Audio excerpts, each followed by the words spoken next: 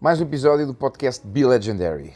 Este é, aliás, são todos, mas este é também especial. Temos o Rui Pedro Alves, amigo, cliente, aliás, hoje amigo. Começámos a nossa relação como cliente de coaching. Ele é fundador do Grupo Rupial. O Grupo Rupial está ligado às tecnologias de informação, algarvio de gema, moço marfado, pai do Pi. E é isto. Bem-vindo, Rui. Obrigado. Muito obrigado por teres aceito o convite. Obrigado pelo convite. E o desafio. E se calhar iríamos, eu porque sei a história do nome Rupial, mas que é um nome super original, e iríamos começar por aí. Rupial, fala-nos do nome Rupial. Rupial simplesmente quer dizer Rui Pedro Alves, é as duas iniciais do meu nome. E pronto, eu como não sou um gênio no marketing, no branding, na altura surgiu este nome, até foi uma sugestão que a minha mãe me deu. E portanto ficou Rupial e o nome acabou por portanto, ficar sonante e as pessoas captavam bem e então ficou, mas é altamente egocêntrico e portanto ficou Rupial. Rupial quer dizer Rui Pedro Alves, é fácil explicar. Olha, Rui, tu fundas e vamos iniciar pela parte se calhar mais business e depois vamos falar um pouco sobre ti. Tu fundas a Rupial, até porque, e eu queria que tu falaste nisso, eu sei que é algo que é muito próximo, não só por aquilo que tu fazes, mas que tu também falas sobre isso, sobre empreendedorismo, sobre empreender, sobre alguns mitos, sobre a quebra de mitos. Então eu queria mesmo iniciar por aí, porque muitas vezes, e quem nos vai estar a ver são jovens, são menos jovens, são mais jovens, mas existe sempre aquele mito de eu preciso de ter isto para fazer aquilo. E tu hoje tens uma empresa, um grupo que é uma referência a nível nacional e internacional e queria que tu desse, ou seja, como é que nasce em ti essa vontade, quantos anos é que tinhas, onde é que estavas, porquê a Rupial, portanto, bora. Então, eu tinha 26 anos e basicamente com 26 anos eu já tinha tido alguma bagagem do mundo do desenvolvimento pessoal, ou seja, já tinha feito uma série de cursos, quando formações. É que foi o teu primeiro evento? O primeiro evento de desenvolvimento pessoal fiz com 19 anos. 19 anos. Foi um curso muito intenso, uma viagem interior. Descobri portanto, muitas ferramentas de desenvolvimento pessoal, foi uma descoberta. E nessa altura, com 19 anos, isto foi em 99, aquilo criou-me um bichinho de começar a ler livros, de começar a devorar livros de desenvolvimento pessoal, de liderança, de espiritualidade, de todos esses temas. E depois, em 2003, acabei por ir a Londres, fiz o EPW com o Tony Robbins, depois em 2004 voltei novamente, e portanto, quando chego em 2006 e tinha 26 anos, no final do ano, eu percebi que tinha ali uma encruzilhada, porque estavas na faculdade ainda? Ou tinhas já estava a trabalhar, já tinha acabado o curso de Engenharia Informática e no fundo estava com um dilema. O dilema era se ia lá para fora trabalhar, se ia trabalhar para o estrangeiro E lá para fora porquê? Pronto, e essa era a questão. Eu perguntava-me porquê que eu haveria de ir lá para fora e a primeira questão que vinha à cabeça era por dinheiro. Okay. E, inclusivamente, fui fazer entrevistas, fui aceito, tive propostas de trabalho, mas no final do dia foi essa a questão que eu fiz, que é, estou a ir lá para fora, porquê? E a única razão que me levava a ir lá para fora era dinheiro. E eu disse, não, isso é a razão errada para ir lá para fora. A alternativa era começar o meu próprio negócio, era arriscar. E na altura fui muito consciente nisso. Tinha 26 anos, pensei, olha, se eu arriscar agora e se isso correr mal, está tudo bem, tenho a minha vida toda pela frente. E, portanto, na altura, usei a minha idade como uma alavanca para criar o negócio. Felizmente, correu bem.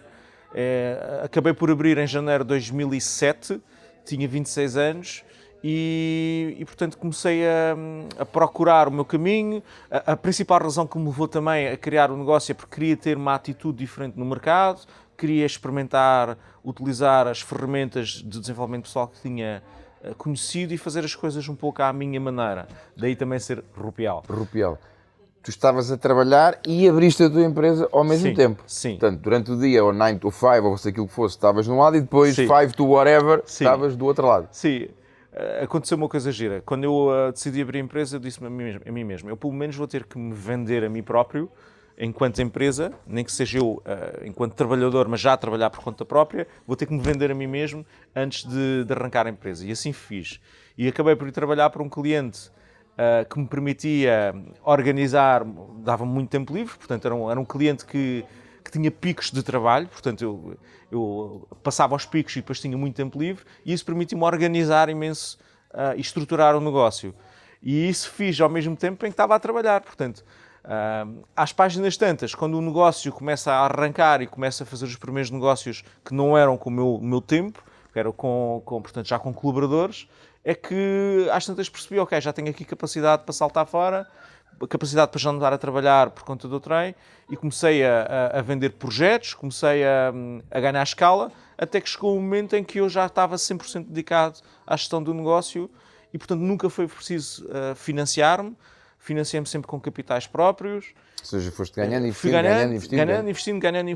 investindo, até ganhar volume e até onde estou hoje. Portanto, nós, os capitais que utilizamos sempre foram sempre capitais próprios ou endividamento na banca. Nós nunca tivemos investidores e isso dá-nos uma liberdade e uma autonomia gigante.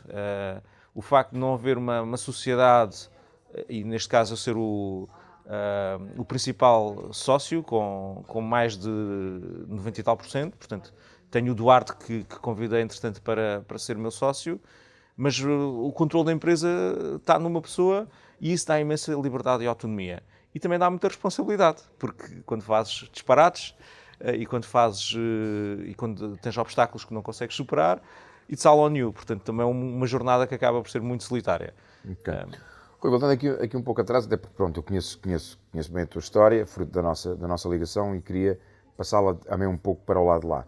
Portanto, tu inicias em janeiro de 2007. 2007. Quanto tempo é que estás sozinho? Após quanto tempo é que tens o teu primeiro colaborador? 3 meses depois, eu tenho o meu primeiro colaborador. 3 meses depois? Em março, sensivelmente março, abril. Ok, hoje estamos em maio de 2019. Tens quantas pessoas neste... Mais de 150. Mais de 150 pessoas. Tinha que perguntar o número exato, porque já não sei, mas é mais de 150 pessoas. Eventualmente tiveste aqui altos e baixos, não é? Muitos. Uma das coisas que eu observei sempre desde o início, e nós conhecemos em 2014, 2014, portanto há 5 anos já, e uma das coisas que eu vi sempre que te distinguem de outras empresas é a transparência, é a cultura que tu tens interna, é a forma como tu criaste, tu envisionaste e como todas as pessoas que estão contigo vivem a Rupial e as várias empresas que fazem parte e os vários projetos que fazem parte do grupo. Fala-nos um pouco mais sobre cultura, a tua visão sobre a cultura, sobre a tua cultura, o que é que a cultura deve representar. Fala-nos um pouco sobre isso. A cultura, no final do dia, quer dizer a forma como nós nos comportamos uns com os outros. No final do dia, a cultura empresarial é isto. Por muito que agora esteja na moda e falar-se de cultura, no final do dia, todas as empresas têm uma cultura, seja ela boa ou má, e a cultura representa a forma como as pessoas se comportam umas com as outras. No nosso caso, na Rupial, desde o início que nós queríamos transparência, portanto, era uma coisa que eu, como colaborador, fazia-me espécie, era eu não ter acesso à informação, e, portanto, desde o início que nós tentamos que a informação seja o mais transparente possível para todos. Uma das coisas, falando nisso só, e lembra-te do que és, uma das coisas que me surpreendeu logo ao início foi a transparência, vocês até falarem dos aumentos e dos ordenados, quem é que ganha quanto e quanto é que ganha, e quanto é que deve ganhar e quanto é que não deve ganhar e porquê. Sim, eu fiz várias experiências sociais, isto foi o meu laboratório, isso estás a descrever, foi um episódio em que eu levei a minha equipa, portanto, na altura, para a minha casa e depois, nesse momento, iniciei este processo. Porque foi que o processo era, basicamente, eu dizia qual era o bolo que nós tínhamos para aumentos salariais e eu punha às pessoas, ok, este é o bolo que a gente tem, como é que a gente vai distribuir isto, como é que nós vamos fazer os aumentos, e às páginas tantas eram 4 pessoas a debater entre si quem é que devia ter o maior aumento e quem é que não devia ter, e teve resultados surpreendentes, que era... A solução mais fácil era pegar no bolo e dividir por todos. E não aconteceu. Depois, o que aconteceu foi, eles precisavam que houvesse uma ligeira diferença entre algumas pessoas, porque reconheciam que algumas pessoas traziam mais valor e aportavam mais valor do que outras. No final do dia, aquele foi um processo que foi difícil para mim, porque é duro, mas depois desse processo estar concluído, durante um ano não há discussões de aumentos, não há discussões de salários. as pessoas tomaram decisão, fizeram parte da tomada de decisão na discussão dos salários e por causa disso tinham ownership, tinham a imputabilidade sobre a decisão que tomaram. E isso fez com que as pessoas tivessem mais responsabilidade, que era uma coisa que eu queria. Portanto, eu queria que na cultura da empresa as pessoas tivessem responsabilidade e assumissem as suas decisões. E esse também foi um ato que na altura criei e que teve resultados muito giros. Depois, nos anos subsequentes, eu continuei a fazer esse evento e mais tarde acabei com isso porque já era muita gente. E às páginas tantas já era difícil conseguir isso. Mas os aumentos são comunicados transparentemente. As pessoas, quando são aumentadas, ficam todas a saber. É possível saber quanto é que ganha cada um de nós aqui dentro. Portanto, eu faço de maneira que os salários sejam transparentes e que isso não seja um tabu. Portanto, inclusivamente, se quiserem saber quanto é que eu ganho, eu explico às pessoas, mostro os valores e, portanto, não quero que isso seja um tabu, porque a ideia é tratar-nos aqui como adultos e não como crianças. Portanto, e os adultos têm que saber lidar com estas questões e as crianças não sabem lidar com estas questões. E aqui eu quero que toda a gente seja adulta. Sabe lidar com estas questões. Olha, pegando nisso, e tu falaste aí num termo que é a responsabilidade. E se nós olharmos, nós estamos aqui na Rupial, e se nós olharmos, tu tens várias frases aqui ao longo do teu office e tens aqui aquelas três regras. Fala-nos um pouco disso, sobre essas 3 regras. As 3 regras são regras que eu fui buscar a um mentor meu e que basicamente querem dizer faz o que está certo, é a regra número 1, dá o teu melhor e mostra que te importas. E, portanto, no final do dia, se na cultura ficarem estas 3 regras, de fazer o que está certo, portanto, aí estamos a ir buscar valores como a integridade e a ética e a responsabilidade. Portanto, se toda a gente fizer o que está certo e à partida toda a gente sabe o que é que está certo e o que está errado, eu acho que a melhor forma da gente distinguir isto é, se eu for contar isto à minha mãe, vou ter vergonha, então provavelmente não está certo. Ou se eu der o meu melhor e eu tiver a garantia que as pessoas estão aqui, estão a dar o seu melhor e estão a puxar pelos outros e pelos colegas, e se eu mostrar que me importe com os meus clientes e mostrar que me importe com uns com os outros, isso também vai se transparecer para fora e, portanto, só há essas 3 regras. Se toda a gente cumprir com estas 3 regras, vamos ter uma cultura que é espetacular. E portanto, elas estão bem afixadas e inclusivamente nós estamos num processo em que estamos a refiná-las. Mas são basilares aqui dentro e são fáceis de decorar e é algo que eu quero que todas as pessoas sigam. Portanto, faz o que está certo, mostra que te importas e dá o teu melhor.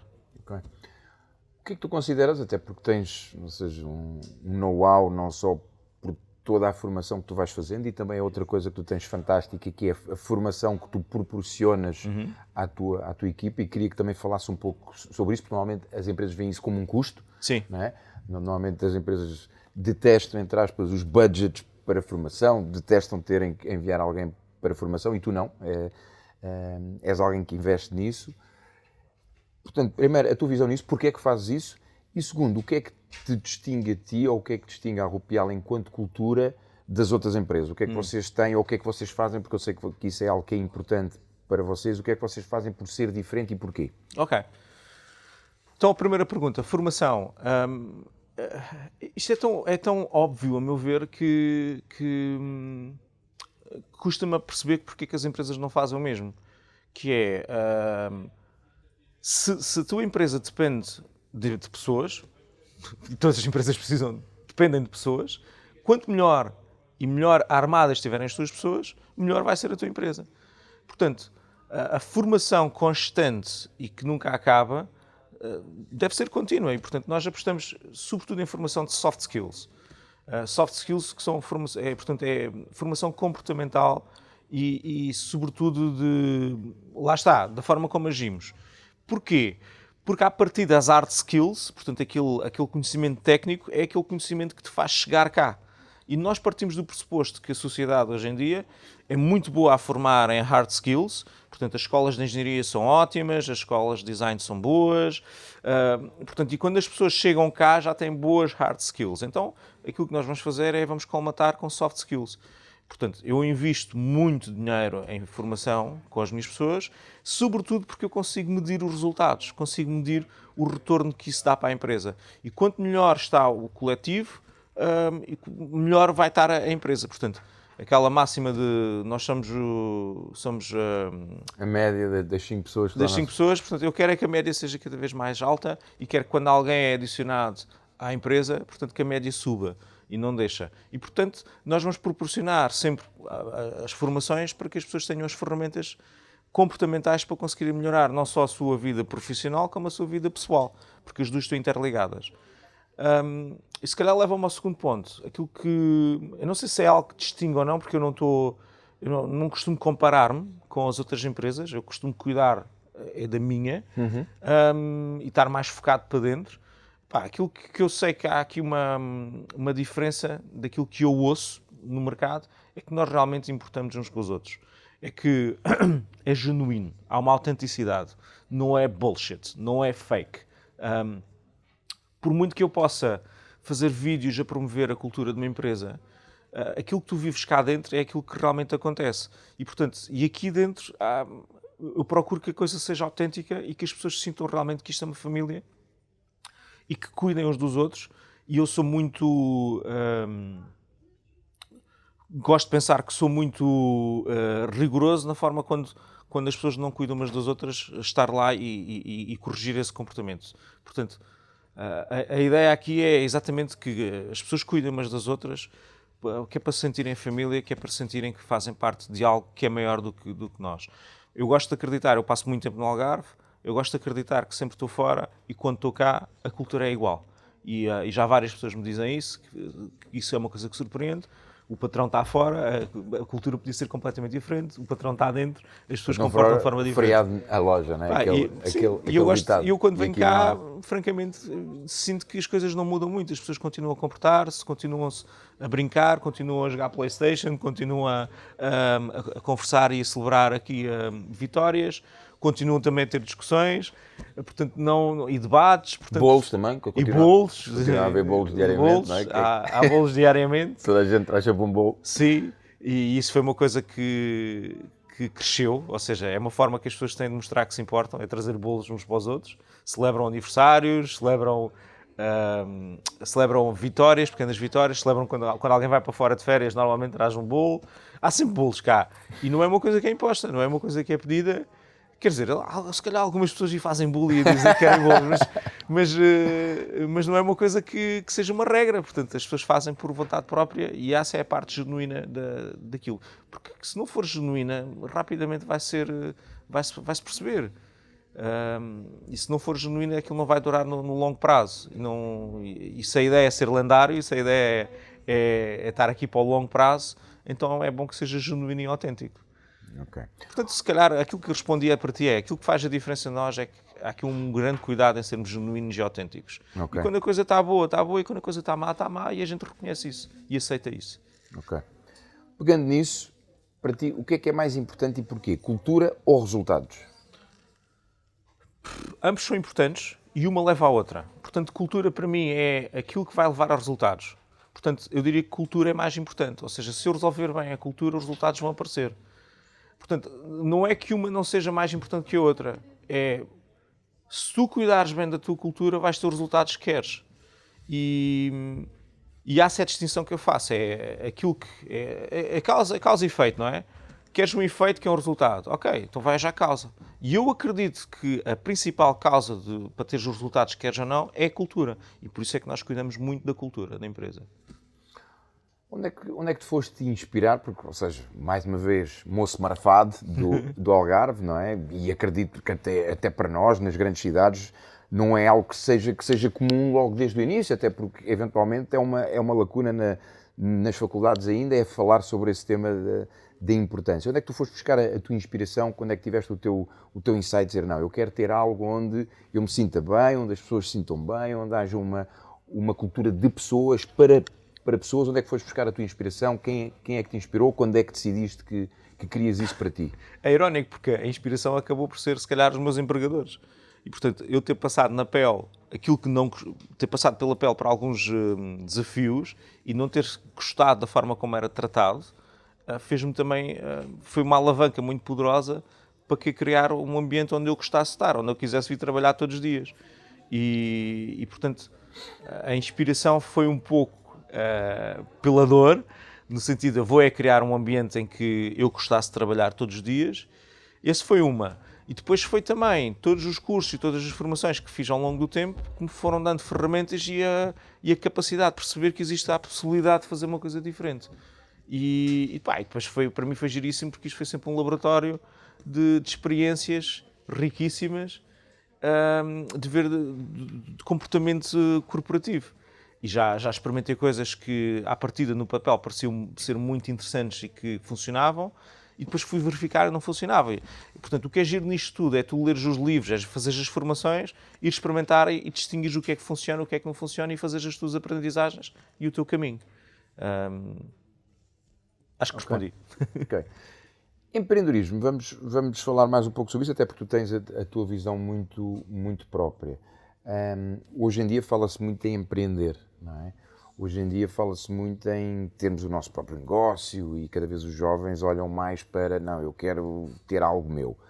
E muitas vezes cria-se aquela expectativa que, pá, eu vou empreender, tenho a ideia do século, isto vai tudo correr bem, e depois, bom, não é? Há aquele realidade. Há aquele muro. Portanto, essa e depois também pegar e dar a tua visão, porque tu já passaste aquela barreira dos 10 anos, não é? Que se diz que aquelas empresas até chegar aos 10, e pelo contrário, passaste muito bem, estás num excelente momento nos últimos anos, expansão, com novos produtos, crescimento. Sim. Portanto, ponto número 1, empreender. Qual é a tua visão? O que é que, quem pensa nisso, o que é que deve estar preparado? Sim. Não é? E número 2, 10 anos, o que é que, ou seja, no seguimento disso, o que é que tu foste fazendo ano após ano para teres chegado mais uma vez aos 10 anos e não acontecer aquilo que dizem que acontece a 97% das empresas, que é fecham, mas estás no teu melhor momento. Sim. Ok, então se calhar, começando pela segunda parte, o que é que me fez aguentar os 10 anos? Eu acho que foi sempre uma visão de longo prazo. Portanto, eu nunca passou pela cabeça estar a construir algo para vender. Primeiro, nos primeiros anos, intuitivamente eu achava que não fazia sentido, e depois mais tarde solidifiquei bem essa ideia. Portanto, a ideia de vender um negócio não é algo que me atraia, pelo menos hoje. Não quer dizer que daqui a uns anos não mude, mas hoje em dia é uma coisa que era inconcebível. E durante estes 12 anos sempre foi inconcebível. Então eu sempre planeei para o longo prazo. E, portanto, como isto era uma jornada em que eu ia aprendendo e ia crescendo, e quando tu tornas-te empreendedor, vais crescer imenso logo nos primeiros meses, porque vais ter uma curva de aprendizagem, que vais ter que aprender imensas coisas que antes não dominavas. Isso foi alimentando também, era uma coisa que eu me identifico, portanto eu gosto muito de aprender e gosto muito de crescer. Isso foi-me mantendo no caminho e foi-me fazendo resistir, portanto, quando haviam as más marés, e houve várias, e nunca passou sequer pela cabeça fechar a empresa. Portanto, eu acho que isso fez com que, à medida que ia passando por obstáculos, ia à procura de nova formação, de novas ferramentas como ultrapassar, passava o obstáculo, passava para o nível seguinte e a empresa ia subindo. Portanto, hoje estamos mesmo no nosso melhor momento. A nível de receitas estamos a aumentar, a nível de lucros também, a nível de pessoas também. Sabemos quais as alavancas que temos que mexer, que é para o negócio crescer saudavelmente. Não temos dívida. Portanto, há uma série de fatores que fazem com que a gente esteja no melhor momento. E pronto, isso é respondendo à questão dos 10 anos. A questão do empreender é interessante, porque hoje fala-se muito em empreendedorismo e fala-se muito em startups. E fala-se muito em empreendedorismo tecnológico. E há aceleradoras de startups e tudo mais. Unicórnios. E unicórnios e por aí fora. E a verdade é que o empreendedorismo já existe há milhares de anos. Portanto, pessoas que abrem o seu próprio negócio para melhorar a sua qualidade de vida existem há milhares de anos. Se formos a pensar bem, as principais razões para alguém querer empreender normalmente estão relacionadas com dois fatores. Ou é porque querem ganhar mais dinheiro, ou é porque querem mais tempo. E o tempo significa, já não quero aturar o meu patrão, ou já não quero estar nos termos dos horários do meu empregador. Quer gerir o meu próprio tempo. Quer gerir o meu próprio tempo. Ou quer mais dinheiro. Portanto, são estes os dois principais fatores. A parte irónica é que quem começa um negócio não vai ter nada disso. Vai ter muito menos tempo e vai ter provavelmente muito menos dinheiro.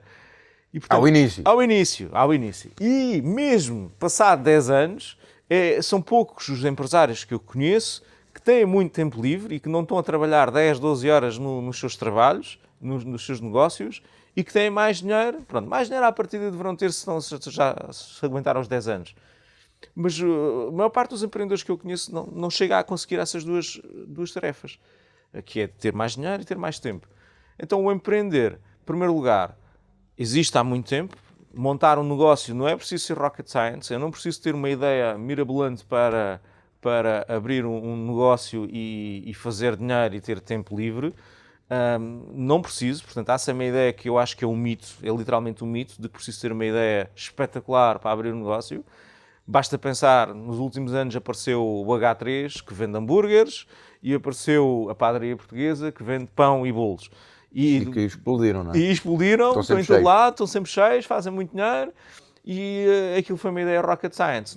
Não foi. Aquilo foi simplesmente uma iteração sobre um modelo de negócio que já existia. O que é que podemos fazer diferente, não é? O que é que podemos fazer diferente? Para um certo produto, para um certo mercado, o que é que vamos fazer diferente? Portanto, muito mais interessante do que estar a pensar aqui numa ideia espetacular, é olhar para o negócio, perceber onde é que está a dor, perceber, sei lá, hoje em dia o Uber é transversal e toda a gente fala no Uber. Mas qual era a dor? Eram os táxis. Os táxis prestavam, a meu ver, um mau serviço, estavam sujos, música aos altos berros, cheirava a tabaco, não conseguiam cobravam demasiado, davam grandes voltas. Portanto, havia uma experiência que alguém, algures no tempo, disse assim, fogo, isto deve haver uma maneira de fazer melhor. E daí surge uma ideia e uma ideia de negócio. Portanto, se nós procurarmos uma dor no mercado, e há várias, há N serviços que criam frustração, vamos encontrar provavelmente ideias que são potenciadoras de negócios e que não são ideias... Olha, já agora, pegando nisso, até para que as pessoas saibam, qual é que foi a dor que tu procuraste e o que é que a Rupial e as várias empresas do grupo hoje fazem? Olha, no Invoice Express foi limping. A dor que eu passei foi quando tive que passar a minha primeira fatura, em que eu tinha um Mac, na altura, em 2007, tinha um Mac, não havia softwares de faturação para Macintosh, então tive que instalar um produto que é de uma marca muito conhecida em Portugal. E aquilo foi uma complicação. Eu comecei a olhar para aquilo, eu queria emitir a minha fatura, sabia o que eu queria faturar e tinha que estar a configurar tabelas de IVA, tinha que estar a configurar tabelas de descontos comerciais, descontos financeiros, tinha que estar a criar fichas de artigos, fichas de clientes. E o que eu queria era só emitir um raio de uma fatura e pensei, isto deve haver uma maneira mais fácil de fazer, que era só eu fazer login, criar uma conta, fazer login, passar a fatura e enviar para o cliente. Isto não é rocket science. Como não havia nada no mercado, decidi, vou criar o Invoice Express. E o Invoice Express acabou por ser o primeiro software as a service, portanto, num modelo em que as pessoas pagam uma mensalidade e uma subscrição do serviço, em Portugal, de faturação. E na altura já havia softwares online, mas tinhas que instalar na mesma e aquilo tinha que estar num servidor. Mas no modelo software as a service fomos os primeiros. E a ideia pegou... Para leigos, software as a service é um modelo de subscrição, ou seja, a pessoa, em vez de comprar uma licença de software que é anual, paga uma mensalidade e tem sempre o software atualizado, tem sempre o produto com as últimas funcionalidades, atualizado para as finanças e não tem que estar a pagar updates, vá lá. Portanto, é um modelo diferente de licenciamento. E na altura não havia nada nesse aspecto. Esse foi uma dor que nós vimos e que lançamos o produto, e o produto hoje em dia já tem mais de 7 mil clientes e continua a crescer. E a meu ver, há uma comunidade de fãs do produto muito interessante. Essa foi uma dor. A outra dor, na Quan, que é portanto, uma empresa que, ao fim e ao cabo, resolve o problema de criar equipas de software. Portanto, aquilo que nós fazemos para os nossos clientes é encontrar talento e montar uma equipa de software que seja produtiva e que esteja adaptada à cultura do nosso cliente. Surgiu porque nós também tínhamos esse problema. Portanto, como nós ganhamos, portanto, know-how ao montar uma equipa de software, começamos também a vender esse serviço para clientes e hoje em dia é um negócio que expandiu imenso E também há a vertente do cliente, a vertente do consultor, do developer, do talento. Nós fazemos um acompanhamento muito em cima das nossas pessoas, preocupamos-nos com elas. Cuidamos delas. E ao fim e ao cabo, nós sabemos as dores do que é que um developer sente quando está num cliente, porque eu também fui developer e também senti essas dores. E portanto, isso acabou por passar para a cultura da empresa. O Clã, que é o último produto, o Clã HR, é também parte de uma dor nossa. Nós queríamos ter um software que fosse fácil de usar para a gestão de férias. Quando tens 150 pessoas, gerir férias no Excel não é uma coisa que seja muito simpática. E nós queríamos ter a capacidade de poder marcar férias, do colaborador marcar férias, nós aprovarmos, de termos um registro que te permitisse facilmente importar depois para fazer o payroll, portanto o pagamento de salários. E acabamos por desenvolver a nossa solução interna para resolver um problema nosso, mais uma vez, e depois abrimos aquilo para o mundo e tornou-se um produto, hoje em dia, também muito, muito utilizado.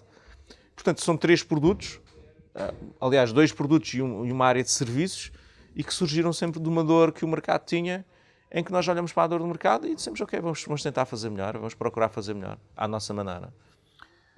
Outras duas questões. Uma, ouvi-te aí mencionar já várias vezes, fazer mais simples, e mencionaste agora, e fazer melhor.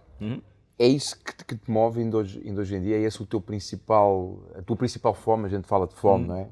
Fome, mas num outro sentido. Isso continua a ser a tua principal fome, aquilo que te move ainda hoje em dia? Fazer algo de uma forma melhor e mais simples? É uma pergunta interessante. Eu acho que sim. Acho que no final do dia eu gosto muito de olhar para as coisas que são complexas, parti-las aos bocados e simplificá-las e tornar de uma maneira que as pessoas entendam rapidamente um tema que seja complexo. E acho que isso é onde está o valor, que é onde tu crias valor na medida em que tu pegas uma coisa que é complexa, partes-las aos bocados, simplificas e tornas aquilo de uma linguagem acessível a qualquer pessoa, e acrescentas valor e, ao fim e ao cabo, tiras fricção nos clientes. Portanto, estou a falar de uma forma muito abstrata, mas ao fim e ao cabo aquilo que eu fiz com o Invoice Express foi isso. Eu olhei para os softwares de faturação e percebi, olha, eu se tiver stocks, se tiver armazéns, isto vai complexificar o produto todo. Então, ok, então a gente fez um cut. Não há cá stocks, não há cá armazéns, não há cá gestão de stock. Fizemos esse cut e de repente temos um nicho de negócio que é empresas de serviços, que é para aí 99% das empresas em Portugal. E ao fazermos isso, simplificamos o produto para toda a gente. Por exemplo, esse é um exemplo de uma coisa que nós fizemos, mas há mais exemplos e sim, eu diria que o core continua a ser simplificar. Simplificar e fazer melhor. Outra coisa que tu falaste aí que é muito importante, que normalmente os empreendedores têm uma ideia de um produto que às vezes vem de uma paixão que eles têm por algo, às vezes vem de uma dor própria, mas depois aquilo que acontece é que eles apaixonam-se tanto pelo seu produto que ficam ali e não conseguem ver, de facto, lá está, se o mercado precisa disto ou não, porque eles acreditam tanto e como para eles é algo que é quase tipo um filho, eles não conseguem ter essa percepção. Primeiro, como é que tu fazes para não ficares aqui? E segundo, o que é que tu dirias, qual seria o teu feedback para, vamos supor que estás num mastermind de empreendedores, o que é que tu dirias relativamente a isso? É muito comum, sobretudo nesta época das startups, ver os empreendedores completamente apaixonados pelo seu produto, pelo seu bebê, e esquecerem-se que têm clientes e de ouvirem os clientes. E é muito, muito comum acontecer nós apaixonarmos pela ideia do negócio e pelo produto e ficarmos completamente isolados. Ou seja, podem-me dizer que, aliás, a melhor medida é se os clientes estão-nos a comprar o produto. Porque se o cliente está disposto a trocar o seu dinheiro pelo nosso produto, é porque ele vê valor no nosso produto. Se eu estou numa startup que não tem receitas, mas tem um produto que é muito fancy, muito giro, e que o founder está completamente apaixonado pelo produto, mas depois não há ninguém que o compre, alguma coisa está errada. E agora, mas isso acontece muito, não é? Acontece muito. Agora, visto aqui de fora, parece que é algo simples, mas isso acontece muito. É o nosso e há N produtos e N empresas que estão aí fora que só sobrevivem porque há alguém a pôr dinheiro lá dentro. Há um investidor que investiu, que comprou a ideia que o fundador tinha de que o produto era espetacular, e, portanto, mas aquilo não tem receitas suficientes para ser rentável. Portanto, eu diria que esses empreendedores, mais tarde ou mais cedo, vão se espetar. Portanto, se estás só focado no teu produto e não estás preocupado com o que os teus clientes te dizem, que no final do dia é traduzir isso para receitas, vais-te espetar, vais morrer, porque alguém vai-te parar, vai-te fechar a torneira, vai-te deixar de pôr dinheiro e tu vais morrer. Portanto, aquilo que eu digo para os empreendedores é, se querem se apaixonar com alguma coisa, apaixonem-se pelos clientes, porque ao menos há uma hipótese de terem amor de volta. Portanto, o produto não vai dar amor de volta. E com isso é pôr primeiro os clientes e só depois o produto. É o produto, em vez do produto tentar resolver as coisas que o founder quer, é tentar resolver os problemas que os clientes querem. Só que isto é um equilíbrio que é difícil manter, porque às vezes o cliente quer é como o Henry Ford, não é? O cliente quer um cavalo mais rápido e o Henry Ford deu-lhes um carro. E então há uma balança muito sui generis, porque é importante perceber o que é que realmente o cliente quer, qual é realmente a necessidade dele, qual é o problema que ele quer resolver, e portanto, e não é no sentido do que ele quer, o que é que ele precisa, e tu tens que lhe dar o que ele precisa mais do que o que ele quer. Exatamente. Até porque isso muitas vezes existe, e nós que lidamos com outras empresas, vês isso muitas vezes, lá está. A empresa tão focada naquilo que tem, tu outro dia fizeste um vídeo sobre isso, não foi bem sobre isso, mas que de alguma forma retrata isso, que é a importância de dizer não para poderes dizer sim àquilo que realmente é importante. Sim.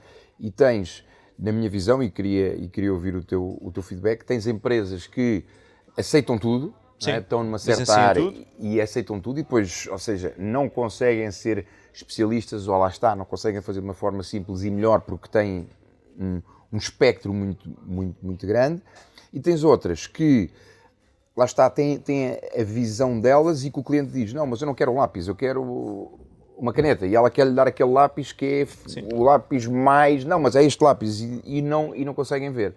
Portanto, onde é que tu dirias que há o equilíbrio aí? Porque ao fim e ao cabo é saber o que é verdadeiramente importante para ti, mas também saber o que é verdadeiramente importante para o cliente e fazer esse match. Sim, exatamente.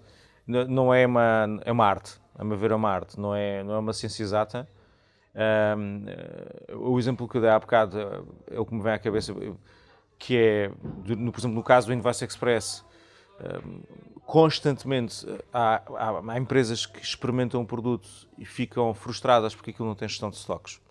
E, portanto, tu já podias ter feito isso, eu já podia ter feito isso. E eu passo a vida a dizer que não. Portanto, aí é um compromisso, é perceberes a quem é que tu estás a servir. Quem é que é o teu cliente-alvo? O meu cliente-alvo são empresas de serviços. O meu cliente-alvo não precisa de stocks. Ok, então eu vou fazer aqui um cut e vou dizer, eu vou assumir, empresas de produtos, empresas que precisam de stocks, eu não vou fazer isso. Ou vou arranjar aqui uma solução intermédia, que a pessoa tem a gestão de stocks no outro produto, faz essa gestão no outro ali, e nós é só faturação. Isso é, por exemplo, é saber dizer não. Outras vezes é quando tu estás a aceitar clientes que tu sabes que o projeto vai dar problemas, tu já estás a ver isso, mas é uma batelada de dinheiro. E tu dizes que sim. Só que tu no final do dia sabes que aquilo vai correr mal. Mas tu dizes que sim porque tens contas para pagar. E já o fizeste, garantidamente. Eu já o fiz.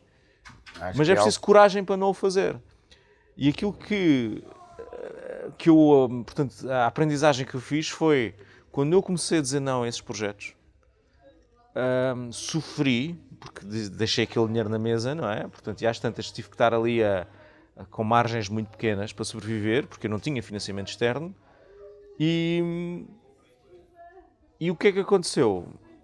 Passamos uma travessia no deserto, mas como houve um foco em fazer crescer os teus produtos e serviços core, passamos para outro nível. Chegaste ao teu oásis e foste. Portanto, eu acho que isso acaba sempre por acontecer no ciclo de vida das empresas. Há um momento em que o empreendedor começa a dizer não e começa a dizer que se vai focar no produto ou serviço, e normalmente é nesse momento que a empresa passa para outro nível. Ou então que morre.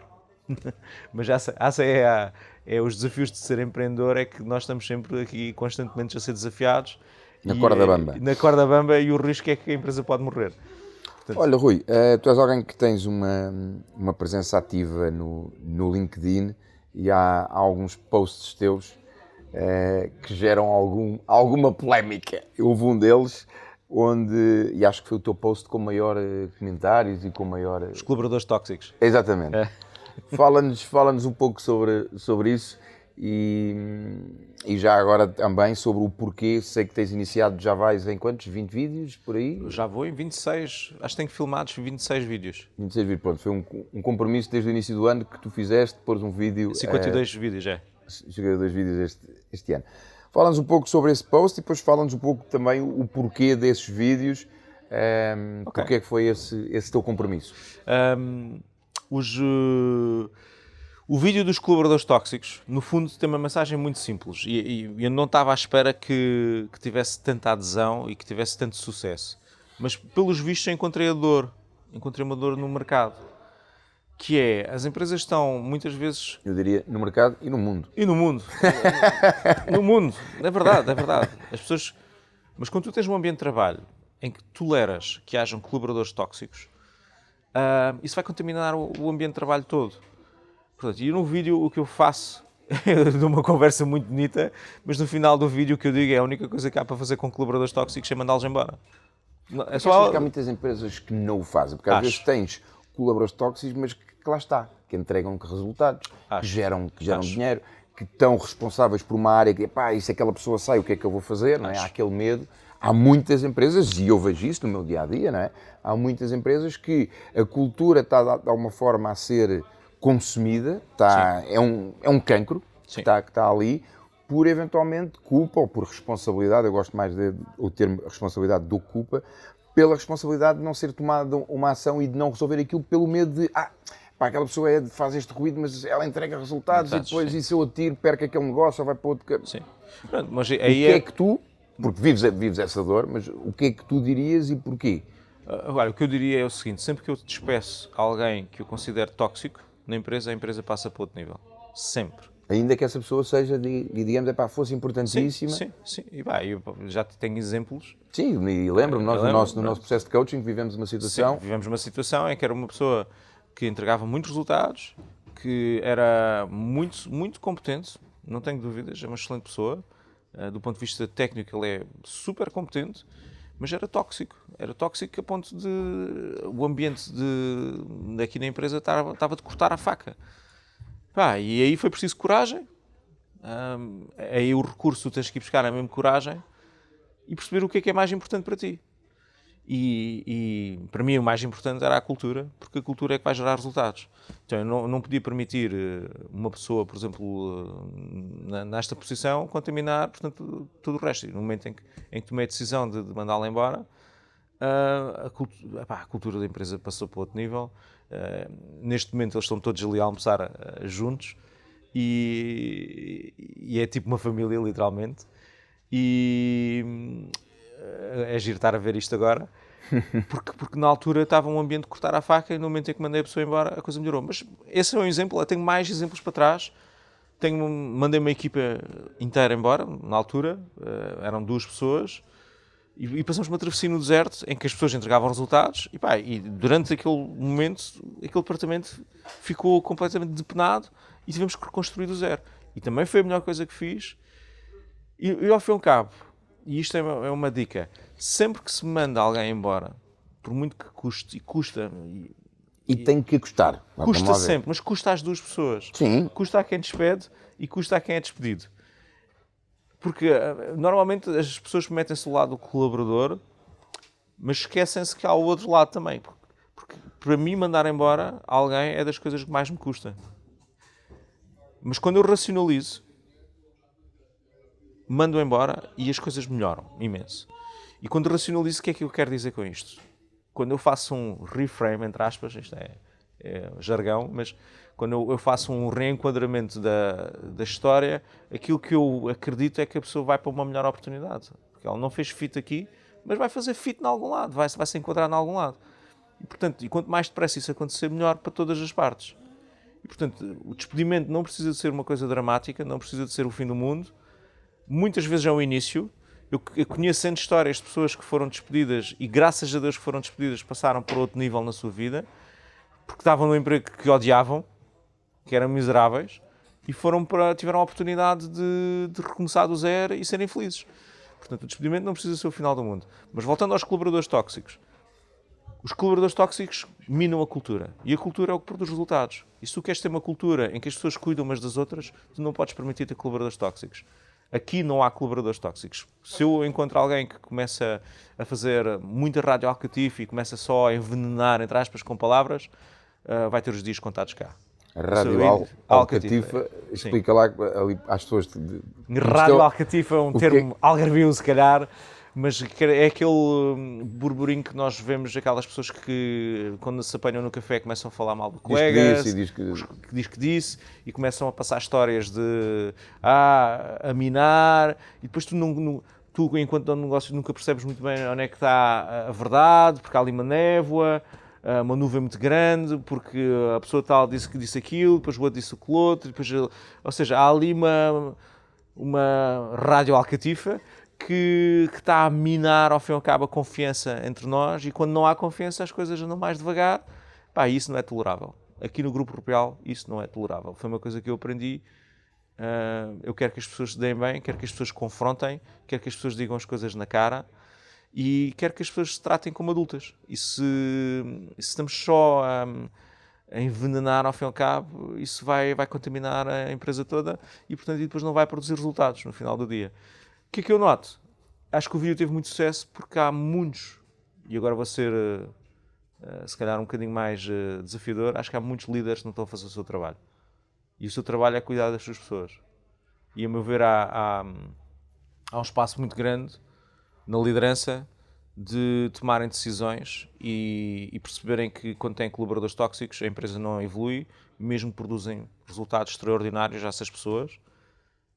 Às vezes mandar aquele vendedor embora que é o top seller, mas que só contamina a empresa e só manda toda abaixo e não respeita ninguém, é a melhor coisa que pode acontecer para a empresa, e a empresa vai se redescobrir e vai encontrar pessoas que dentro da empresa que vão surpreender.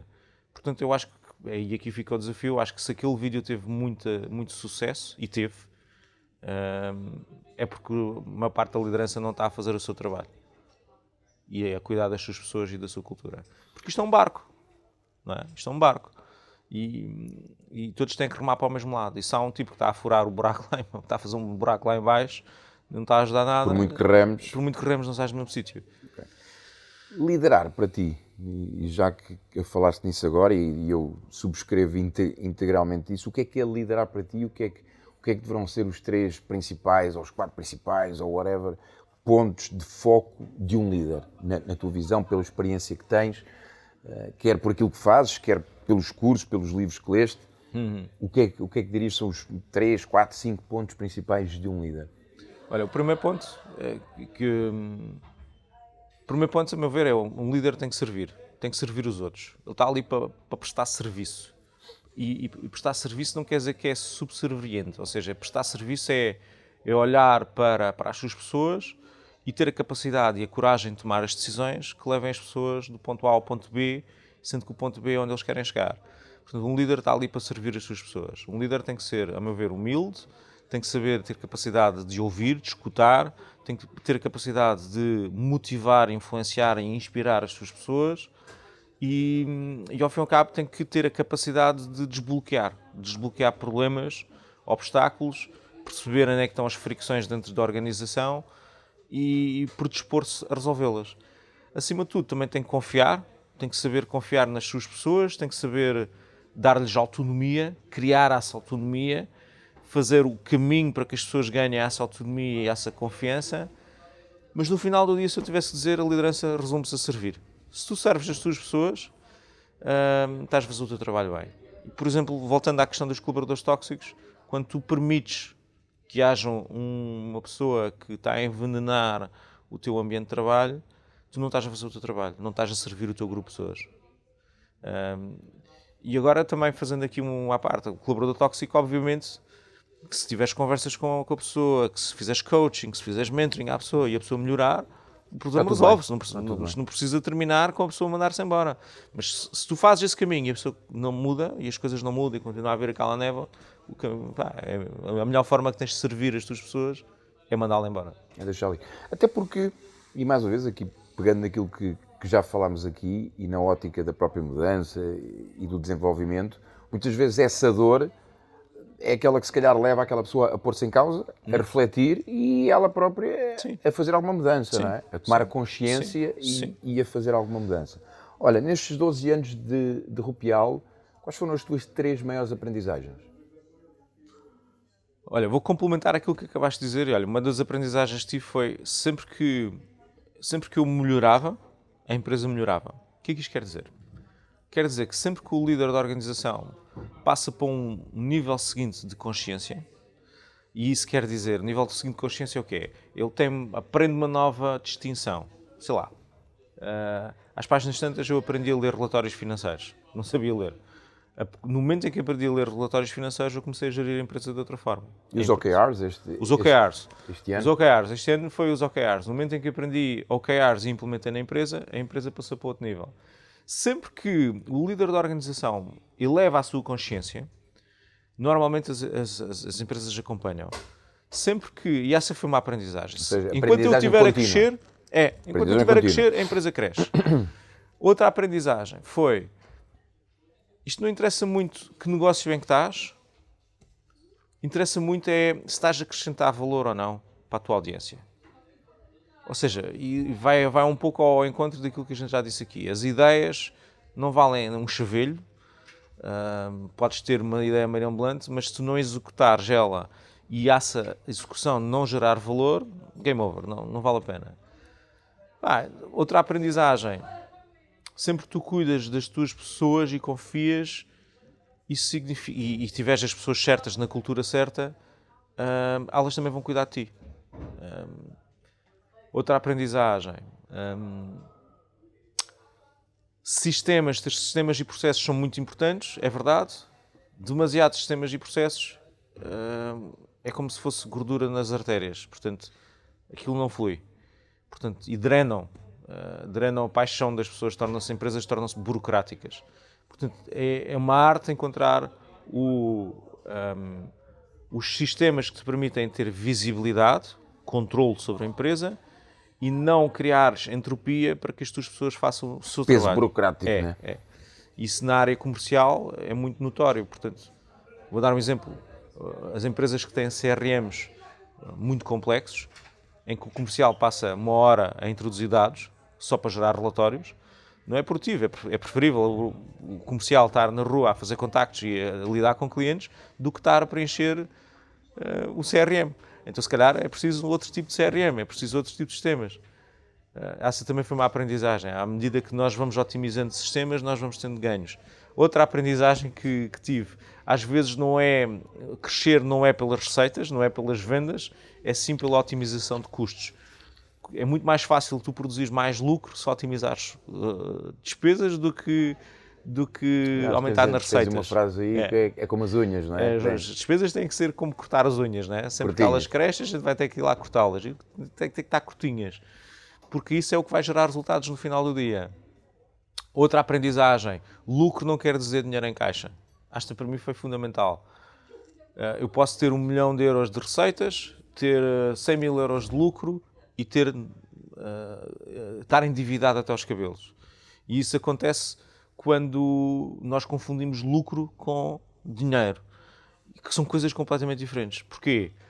Numa área de serviços em que os teus clientes pagam 30, 60, 90 dias, é muito comum tu registares as vendas e registares o lucro naquele mês, mas tu só vais ter o dinheiro passado 90 dias.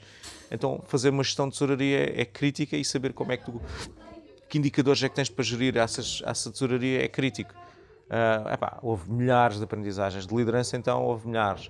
A questão dos colaboradores tóxicos, para mim, foi uma aprendizagem enorme. Eu passei muito maus bocados ao longo da história da empresa. A outra, encontrar as pessoas certas para os lugares certos é uma aprendizagem, que é quando tu tens as pessoas certas, tudo muda. E encontrar a pessoa certa é uma arte também, não é uma ciência. Encontrar alguém que está alinhado com a tua cultura, princípios, valores e que tenha a capacidade de levar a empresa para outro nível não é fácil encontrar, mas quando encontras, tudo muda.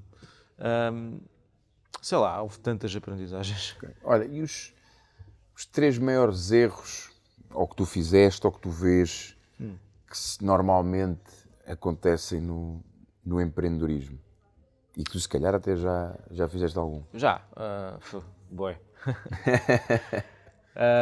Olha, estou-me a lembrar de um que aconteceu muito cedo na empresa, foi para em 2008 ou 2009, que ao fim e ao cabo tu confiares numa pessoa e a pessoa não... Porque confiavas, porque já a conhecias há muitos anos, era um amigo de infância, deixou de ser, e ao fim e ao cabo deste as chaves do teu carro, não é? E confiaste cegamente e a pessoa acabou por fazer uma série de disparates e tu continuaste a confiar e a pessoa continuou a fazer disparates e continuaste a confiar cegamente numa pessoa quando tinhas tantas evidências de que a pessoa não era de confiança. Esse foi um erro, achar que a tua relação pessoal podia se transpor para a relação profissional e eventualmente aquela acabou por self-farms de amigos nossos à parte, não é? Sim, mas eu até acredito que os amigos possam fazer negócios à parte.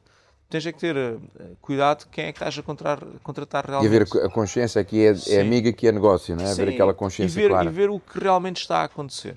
A mim, naquele caso, foi preciso um amigo meu abanar-me, esse verdadeiramente amigo, e dizer, epá, este gajo não é teu amigo, este gajo só está a prejudicar-te. E essa foi um erro que é comum, nós contratarmos amigos ou familiares Sim, isso vê-se muito. Mas... e não contratarmos a pessoa que realmente precisamos. Outro erro. Deixa-me pensar. Olha, ser demasiado otimista. Acho que os empreendedores são estupidamente otimistas na previsão de resultados. E acho que o erro aqui é literalmente estás-te a preparar para o melhor e devia ser ao contrário. Tu devias te preparar para o pior e esperar o melhor.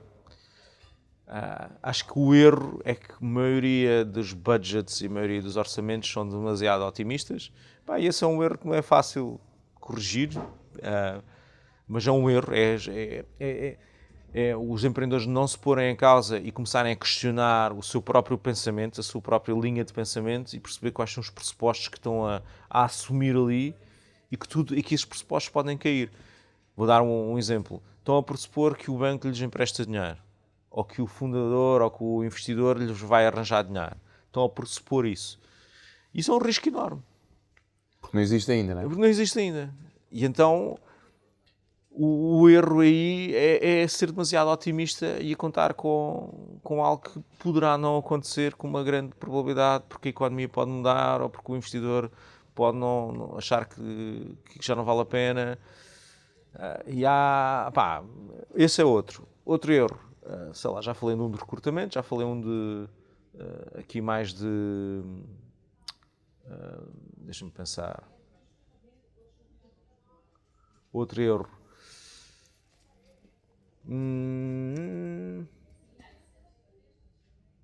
Não, olha, outro erro é esperares demasiado tempo para mandares aquela pessoa que tu já sabes que tens para mandar embora há muito tempo e que já sabes que a pessoa já devia ter ido embora e tu estás só a dar mais uma chance e só a dar mais uma chance e as chances nunca acabam e não mandares a pessoa embora mais cedo. Acho que esse é um erro que muitos empreendedores fazem. Que tem o reverso da medalha, porque, por exemplo, eu também já tive aqui em casa exemplos de pessoas que eu, às páginas tantas, achei que esta pessoa não se enquadra bem aqui e que deram a volta, passaram por cima e foram das pessoas que mais produziram cá. Há pelo menos uma história cá dentro de casa que é assim.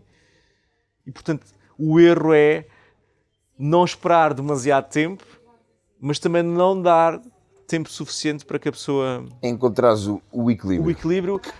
Para cada caso vai ser um caso, não é? E o equilíbrio passa sempre pela preparação, na medida em que se tu criares milestones e métricas que a pessoa deve atingir, é dar esse caminho para que a pessoa atinja e fique.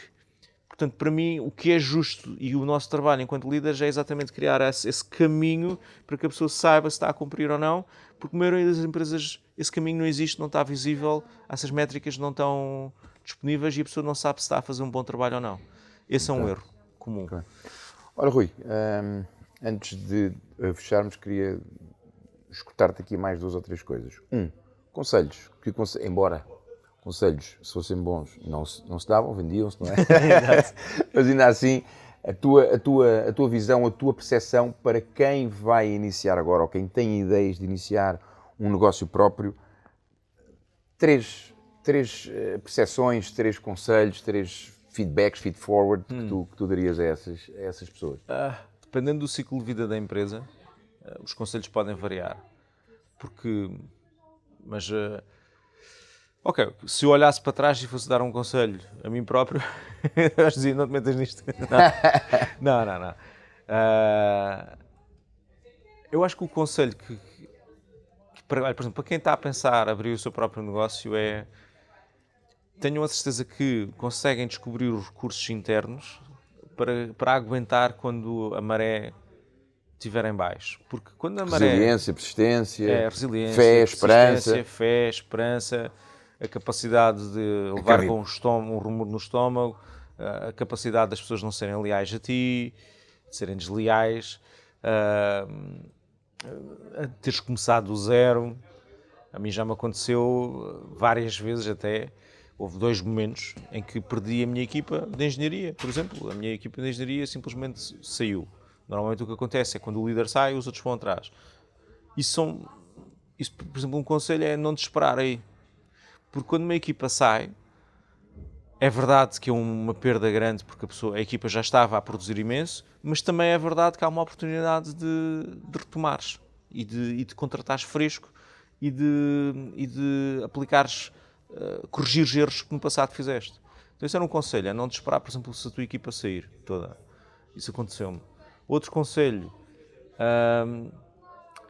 controlar muito bem cash flow, cash is king, dinheiro em caixa. As empresas podem ter lucro ou prejuízo, mas se não tiverem, e sobreviver décadas. Aliás, é interessante, agora há pouco tempo, descobriu-se que o Presidente dos Estados Unidos teve, durante uma década, deu sempre prejuízo, e no entanto ele tem um império. O que é que isso significa? Que dinheiro em caixa é que é rei. Eu posso apresentar prejuízos, mas se eu tiver dinheiro em caixa, tens ativos. eu vou sempre sobreviver. E a maioria das empresas não tem noção disso. Se calhar olham só para os indicadores de vendas e de despesas e não olham para dinheiro em caixa. O terceiro conselho, posso pegar nos colaboradores tóxicos. Se tiveres colaboradores tóxicos, manda-os embora porque a tua equipa vai ficar muito melhor e vão todos ser muito mais leais, fiéis e tudo vai ficar melhor. Okay. E tem cuidado para não seres tu o colaborador tóxico. Porque às vezes acontece. Às vezes acontece, sem dúvida nenhuma. Rui, 3 livros e 3 formações. Tu recomendarias? 3 livros. A um empreendedor jovem ou um empreendedor que quer empreender, seja ele jovem, seja ele não jovem. 3 livros e 3 formações. Olha, eu sou mega fã dos 7 hábitos das pessoas altamente eficazes. Do Covey, do Stephen Covey. Stephen Covey. É uma bíblia para mim, a nível recorro frequentemente a esse livro. De negócios, para ser fora da caixa, o Maverick, do Ricardo Semler. Ele construiu uma empresa completamente fora do baralho. Utilizou a democracia dentro do mundo corporativo. Um terceiro livro, para quem quer, por exemplo, aprender sobre OKRs, o Measure What Matters. Eu tenho N livros, mas pronto, fico estes 3. O Measure What Matters, do John Doerr, é um bom livro para... O Maverick? Do Maverick, o Ricardo Semler, e os 7 hábitos. Um de liderança, outro também de liderança, mas mais um caso prático. E um terceiro que é uma ferramenta que é muito útil a meu ver, que são os OKRs. Cursos, formações.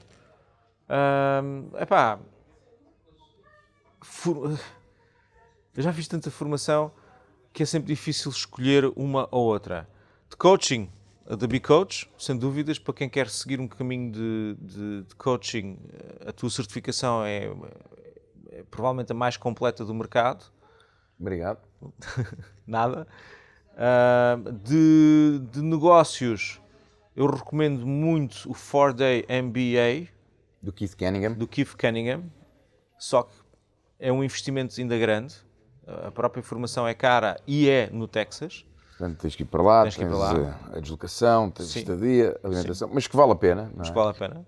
E uma terceira formação, há uma formação que eu compro todos os anos, é de um senhor chamado Luís Martins Simões, que é o Atitude Comercial, em que basicamente ele ensina-te a parte comportamental em vendas e ensina-te literalmente uma atitude comercial no dia a dia. Portanto, ensina-te ferramentas como escuta empática, como fazer perguntas, como confrontar pessoas de forma eficaz. Portanto, recomendaria estas três. O 4-Day MBA é muito focado em fazer crescer negócios e perceber as métricas do negócio e ver como é que a liderança se cola com a parte financeira. O Atitude Comercial, por exemplo, tem a ver com a forma como tu fazes conversas one-on-one em reuniões comerciais. O coaching, portanto, é tudo, não é? Tens uma série de ferramentas de desenvolvimento pessoal que te levam a literalmente a desbloquear o caminho para chegares do ponto A ao ponto B, que ao fim e ao cabo é o fundamento do coaching. Olha, Rui, pegando nisso e para nós fecharmos, ponto A e ponto B, imagina-te que estás daqui a uns anos, sei lá, já no final da tua carreira e a saboreares ainda mais a tua vida e que te era permitido, sei lá, escreveres um manuscrito com as tuas 3 aprendizagens que deixarias para o resto da humanidade empreendedora. Então, olha, é giro dizer isso. E está um pouco ligado também ao ser lendário. Eu acho que para seres lendário e chegares ao final da tua vida tens de deixar um legado. E se formos pensar num legado do ponto de vista empreendedor, o maior legado que tu podes deixar é organizações que não só primam pela excelência e pelo crescimento que todos querem, mas também pela felicidade. Ou seja, criar organizações. Eu gostava de chegar ao final da minha carreira e olhar para trás e dizer, olha, eu consegui criar aqui um movimento em que a felicidade é possível no local de trabalho, juntamente de mãos dadas com crescimentos e com resultados. E acho que esse era o maior legado que eu poderia deixar. Boa, boa. Olha, Rui, muito obrigado por teres aceito o meu convite. Obrigado pelo convite. Já agora, para quem quiser saber mais sobre Rupial, Kuan e também sobre ti, onde é que podemos encontrar? Então, olha, se quiserem saber, por exemplo, mais sobre os vídeos que eu lanço todas as semanas com dicas, e com pensamentos que tenho e sobre ideias, podem ir a ruipedroalves.com e lá tem o meu canal de YouTube, tem o meu Instagram, tem o meu LinkedIn. No LinkedIn podem procurar por Rui Pedro Alves, adicionem. Portanto, eu normalmente adiciono todas as pessoas e, portanto, eu no meu LinkedIn é o meu canal privilegiado. No Invoice Express é invoiceexpress.com, a Kuan é kwan.com, a Rupial é rupial.com e o clã hr.com. Portanto, estas são as marcas todas que nós temos. Mas se quiserem ver os meus vídeos e quiserem subscrever é ruipedroalves.com. Ok, portanto, faço um convite. Subscrevo. O Rui tem uma forma, e para finalizar aqui, ele tem uma forma muito humanística de olhar para os negócios. Não é? Ele olha para as pessoas como as pessoas, olha para os negócios como pessoas nesses negócios. Espero que tenham gostado. Deixem em baixo os vossos comentários, partilhem e vemos no próximo episódio do Be Legendary. Até já. E lembra-te, tu próprio também para seres lendário, ok? Até já. Já está. Show! Já está.